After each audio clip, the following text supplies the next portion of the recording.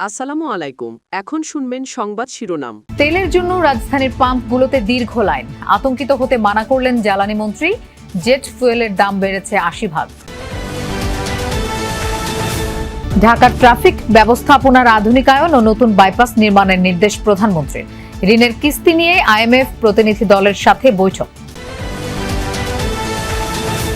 সংবিধান এবং জুলাই আকাঙ্ক্ষার অগ্রাধিকার নিয়ে বিএনপি জামায়াতের পাল্টাপাল্টি। অন্তর্বর্তী সরকারের প্রায় ২ ডজন অধ্যাদেশ সংসদে পাঠানোর সুপারিশ। জিজ্ঞাসাবাদের জন্য দিল্লি নেওয়া হয়েছে হাদি হত্যার প্রধান ২ সন্দেহভাজন ফয়সাল ও আলমগীরকে। দেশে ফিরিয়ে এনে বিচার সরকারের অগ্রাধিকার। এতক্ষণ শুনছিলেন সংবাদ শিরোনাম, এবার বিস্তারিত। জ্বালানি তেলের খোঁজে রাজধানীর এক পাম্প থেকে অন্য পাম্পে ছুটছেন পরিবহন মালিক চালকরা। সকাল থেকেই বেশিরভাগ ফিলিং স্টেশনে তেলের জন্য দীর্ঘ লাইন, কিন্তু মিলছে না কাঙ্ক্ষিত জ্বালানি। দুপুরের পর ডিপো থেকে পাম্পে তেল এলেও তা শেষ হয়ে যায় সন্ধ্যার আগেই। পাম্প মালিকরা বলছেন ডিপো থেকে তাদেরকে কম তেল দেওয়া হচ্ছে। রাজধানীর বিভিন্ন পাম্প ঘুরে দেখা যায় ফিলিং স্টেশন কর্তৃপক্ষ নিজেদের মতো রেশনিং করে তেল দিচ্ছে।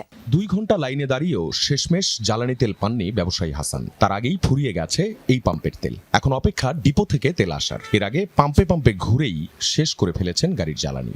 এই পরিমাণ তেল ছিল হবে না। গতকালকে একবার 10 লিটারের মতো তেল নেওয়ার জন্য 10 লিটার তেল নষ্ট হয়েছে। আবার লাইনে দাঁড়ানো অনেকের বেলায় ঘটেছে এমন। সৌরভ পাম্পে গেছি, খালেক পাম্পে গেছি, এসপিতে গেছি, ওখান থেকে ইউটার্ন নিয়ে আবার এখানে আসছি। 11টা পাম্পে গেছি, গাজীপুর চৌরাস্তা থেকে শুরু করে বিজয় সরণির ওই মাথা মতো সিরিয়াল। তো ওখান থেকে মনে করেন যে গাড়িটা স্টার্ট করতে গেলে 150 গ্রাম করে তেল একবারের জায়গা। সকাল থেকে কেউ কেউ এতটাই বিপাকে যে পরের কয়েকদিন কি করবেন বুঝে উঠতে পারছেন না। আমার গাড়িতে একটু তেলও নাই, যে ধাক্কায় নেব আমার আর পায়ে সমস্যা। গভর্নমেন্ট বলতেছে যে প্যানিক হওয়ার জন্য না, আমরা প্যানিক না হয়ে সকালে আসছি, কিন্তু দেখেন অবস্থা প্যানিক হওয়ার মতোই তো অবস্থা। যাদের তেল প্রয়োজন তারা তো আসছে, প্লাস যাদের ধরেন আপাতত এখন দরকার নেই তারাও আসতেছে। জ্বালানি তেলের অপেক্ষায় লাইনে যখন শত শত যানবাহন, তখন পাম্প সংশ্লিষ্টরাও অপেক্ষায় কখন ডিপো থেকে আসবে তেলবাহী ট্রাক। 45 থেকে 50 হাজার তেল লাগে, তো সেখানে আমার 18,000 তেল আমার আজকে উঠাইতে পারবো। তো বাদবাকি এটা শেষ হওয়ার পরে বাদবাকি তোমার পাম্প বন্ধই রাখতে হবে। দুপুর 1টার পর ফতুল্লার 4 ডিপো থেকে তেলবাহী ট্রাকগুলো ঢুকতে থাকে রাজধানীর পাম্পে। অবসান ঘটে দীর্ঘ প্রতীক্ষার। সবাই চান ফুল ট্যাঙ্ক তেল, কিন্তু এক এক পাম্পে এক এক রকম রেশনিং। 500 টাকা করে দিতেছে বস। 500 টাকা করে দিতেছেন, এর চেয়ে বেশি দিচ্ছেন না, এর থেকে বেশি দেওয়া হচ্ছে না। ডেইলি তাহলে এইভাবে দিবেন?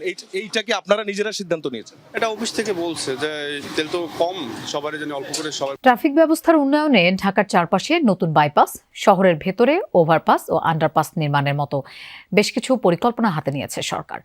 সচিবালয়ে প্রধানমন্ত্রী তারেক রহমানের সভাপতিত্বে ট্রাফিক ব্যবস্থাপনা নিয়ে অনুষ্ঠিত বৈঠকে যত্রতত্র বাস কাউন্টার অপসারণ ও 5টি আন্তঃজেলা বাস টার্মিনাল শহরের বাইরে স্থানান্তরের সিদ্ধান্ত হয়। বৈঠক শেষে স্বরাষ্ট্রমন্ত্রী সালাউদ্দিন আহমদ জানান, এপ্রিলের শেষে স্বল্পমেয়াদী পরিকল্পনা বাস্তবায়ন করতে পারলে এর সুফল পাবেন নাগরিকরা। ঢাকা যানজটের শহর, ঘন্টার পর ঘন্টা সড়কেই সময় পার। চলন্ত ঢাকা হয়ে পড়ে স্থবির, নষ্ট হয় নাগরিকের কর্মঘণ্টা। তীব্র জটে মানসিক ও শারীরিক অসুস্থতাও বাড়ে। এবারের নতুন রাজনৈতিক সরকার পদক্ষেপ নিচ্ছে যানজট নিয়ন্ত্রণে। ঈদের ছুটির পর প্রথম কর্মদিবসেই ঢাকা শহরের যানজট নিয়ন্ত্রণ ও ট্রাফিক ব্যবস্থাপনা আধুনিকায়নের লক্ষ্যে প্রধানমন্ত্রী তারেক রহমানের সভাপতিত্বে সচিবালয়ে মন্ত্রিপরিষদ বিভাগে সভা অনুষ্ঠিত হয়। প্রায় 3 ঘন্টার এই বৈঠকে যোগ দেন স্বরাষ্ট্রমন্ত্রী, সড়ক পরিবহন ও সেতুমন্ত্রী, ঢাকার 2 সিটি প্রশাসক, পুলিশের আইজি সহ ঊর্ধ্বতন কর্মকর্তারা। বৈঠক শেষে স্বরাষ্ট্রমন্ত্রী জানান, কর্মঘণ্টা যেন নষ্ট না হয় সেজন্য ব্যাপক পরিকল্পনা হাতে নিয়েছেন প্রধানমন্ত্রী।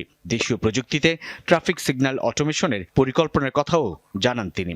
এপ্রিল মাসের শেষ নাগাদ মোটামুটি স্বল্প মেয়াদী যে সমস্ত পরিকল্পনা নেওয়া হয়েছে সেগুলোর বাস্তবায়ন করতে পারবো।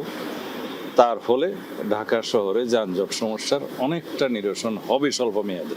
তারপরে মধ্যমেয়াদী এবং দীর্ঘমেয়াদী পরিকল্পনাগুলো বাস্তবায়ন করলে আশা করা যায় এই আমাদের ট্রাফিক সিস্টেমের একটা ব্যাপক উন্নয়ন হবে।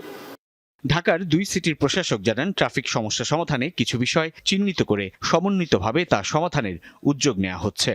ট্রাফিক সমস্যাটা কলকাতায় আটক হাদি হত্যার আসামিদের জিজ্ঞাসাবাদের জন্য এখনো কনসুলার অ্যাক্সেস পায়নি ঢাকা। পররাষ্ট্র প্রতিমন্ত্রী বলছেন, তাদের ফিরিয়ে এনে বিচার কার্যকর করা সরকারের। জুলাই যোদ্ধাদের দায় মুক্তি দিয়ে অন্তর্বর্তী সরকারের অধ্যাদেশ বহাল রাখা সহ প্রায় 2 ডজন অধ্যাদেশ সংসদে পাঠানোর বিষয়ে একমত হয়েছে সংসদীয় বিশেষ কমিটি। তবে গুম খুন প্রতিরোধ, পুলিশ কমিশন ও সুপ্রিম কোর্ট সচিবালয় সহ কিছু অধ্যাদেশে সংশোধনী দিয়েছেন বিশেষ কমিটিতে থাকা বিরোধী দলের সদস্যরা। জুলাই আকাঙ্ক্ষাকে প্রাধান্য দিয়ে সংবিধান অনুযায়ী অধ্যাদেশ পর্যালোচনার কথা বলেছেন আইনমন্ত্রী মোহাম্মদ আসাদুজ্জামান। তবে সংবিধানের চাইতে জুলাই চেতনাকে গুরুত্ব দেওয়ার দাবি জামায়াতের এমপি রফিকুল ইসলাম খানের। সংসদের প্রথম অধিবেশনেই অন্তর্বর্তীকালীন সরকারের করা 133টি অধ্যাদেশের বিষয়ে সিদ্ধান্ত নিতে চায় সরকার। সেজন্য সরকারি ও বিরোধী দলের সদস্যদের সমন্বয়ে 14 সদস্যের সংসদীয় বিশেষ কমিটি করা হয়। বুধবার সেই কমিটির প্রথম বৈঠক অনুষ্ঠিত হয় সংসদ ভবনের ক্যাবিনেট কক্ষে, যেখানে অধ্যাদেশ যাচাই বাছাই করা হয়। বৈঠকে সভাপতিত্ব করেন অ্যাডভোকেট জয়নাল আবেদিন। যোগ দেন স্বরাষ্ট্রমন্ত্রী সালাউদ্দিন আহমদ, আইনমন্ত্রী মোহাম্মদ আসাদুজ্জামান সহ কমিটির বেশিরভাগ সদস্য। বিরোধী দল থেকে ছিলেন এমপি মুজিবুর রহমান ও রফিকুল ইসলাম খান। প্রথম দিনের বৈঠকে 133টি অধ্যাদেশের মধ্যে 27টি নিয়ে আলোচনা হয়। জুলাই যোদ্ধাদের তাদেরকে সেই নামে অভিহিত করা হয়েছে। গণ অভ্যুত্থানে যারা নেতৃত্ব দিয়েছে, অংশগ্রহণ করেছে, সেই বিষয়ে ইনডেমনিটি দেওয়ার একটা বিষয় অধ্যাদেশ আছে। যেমন এইগুলোকে আমরা গ্রহণ করব। ফ্যাসিবাদী সরকারের সময়ে বিভিন্ন প্রতিষ্ঠানের নামকরণ করা হয়েছিল, তাদের নেতাদের নাম বিভিন্ন নামে, এগুলো বিলুপ্ত করা হয়েছে। এগুলো ইজিলি আমরা গ্রহণ করব। 27টি পর্যন্ত আজকে গিয়েছি। এর মধ্যে 4-5টা নেক্সট মিটিংয়ে আলোচনা হয়, পরবর্তী সময় আলোচনা হবে, আরও সংশোধন কি বলে বিয়োজন সহ। আর বেশিরভাগ বিষয়ে আমরা একমত হয়েছি। অধ্যাদেশের গুরুত্ব বিবেচনায় আরো কয়েকটি বৈঠক করবে সংসদীয়। ইনকিলাব মঞ্চের আহ্বায়ক প্রয়াত ওসমান হাদি হত্যায় সন্দেহভাজন ফয়সাল ও আলমগীরকে গ্রেপ্তারের পর 2 সপ্তাহে রিমান্ডে নিয়েছিল কলকাতা পুলিশ। তারপর দ্বিতীয় দফায় জেল গেটে আরো জিজ্ঞাসাবাদের জন্য তাদের দিল্লিতে নিয়েছে দেশটির গোয়েন্দা সংস্থা। আর ঈদের আগে তাদের ভারতে পালাতে সহায়তার দায়ে ফিলিপকে আটক করে জিজ্ঞাসাবাদ শুরু করেছে কলকাতা পুলিশ। ফয়সাল ও আলমগীর গ্রেপ্তারের পরপরই তাদের তথ্য যাচাইয়ে কনসুলার সুবিধা চেয়েছিল ঢাকা। 2 সপ্তাহ পার হলেও এখনো তার কোনো সুরাহা হয়নি। ভারত বলতে পারবে ভালো কেন এতদিন সময় লাগছে। আমরা তাদেরকে পুশ করছি, কারণ যেহেতু এটা বাংলাদেশের নাগরিক হত্যা হয়েছে, হত্যাকারী ভারত অ্যারেস্ট হয়ে থাকে, আসামিকে দেশে ফিরিয়ে আনা, সাজা দেওয়াটা আমাদের টপ মোস্ট প্রায়োরিটি এই হাদি হত্যার ব্যাপারে, এবং সেটা বিচার আমরা নিশ্চিত করবো ইনশাল্লাহ। মধ্যপ্রাচ্যে চলমান অস্থিরতায় ভারত থেকে এক দফা পাইপলাইনে 5000 মেট্রিক টন ডিজেল এনেছে বাংলাদেশ। আরও আনতেও ইতিবাচক ঢাকা ও দিল্লি। আমরা যত জানি এটা গ্রিন সিগন্যাল আমরা পেয়েছি। ইরান ইসরায়েল যুদ্ধে আটকা পড়েছেন অনেক বাংলাদেশি। এরই মধ্যে অনেকে দেশেও ফিরেছেন। ইরানে এখনো সব বাংলাদেশি নিরাপদে আছেন বলে দাবি শামা ওবায়দের। ইরানে আমাদের 2000 এরকম আমাদের